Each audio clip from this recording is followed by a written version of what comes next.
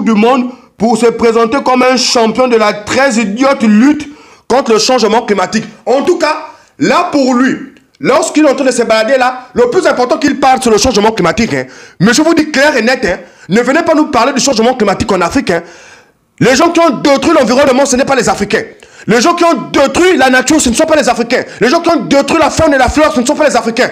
Regardez dans le continent des autres, ils n'en ont même plus les arbres. C'est eux qui ont tout détruit. Donc, nous n'avons pas besoin d'avoir des champions du changement climatique.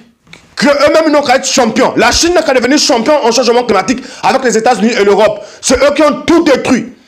Il n'y a même plus un arbre en Europe. Ils ont tout rasé. C'est pareil pour les États-Unis. Il n'y en a plus un arbre.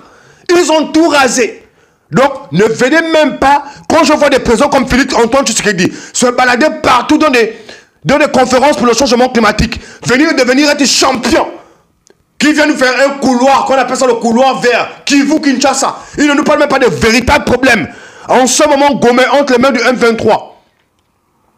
Kavumu est entre les mains du M23. Bakuvu aussi, en train de tomber entre les mains du M23. Lui vient nous parler de changement climatique. Il est fort pour aller...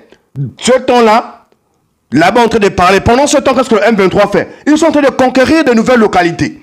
Ils sont en train d'arriver dans le sud du Kivu, pour le grand bonheur du Rwanda. C'est-à-dire que le Rwanda est en train de se frotter les mains avec tous les pays occidentaux. Pendant que ce président Félix Antoine Tshisekedi est dans des conférences en train de parler du changement climatique, le Goma est déjà tombé. Le M23 est en train de progresser jusqu'à arriver sûrement à Kinshasa, ce qu'on ne souhaite pas. Et vous pensez que vraiment, ce dirigeant-là va durer la tête du pays? Je vous dis, seul un dirigeant congolais patriote, courageux, intelligent peut tenir vraiment tête avec M. Paul Kagame.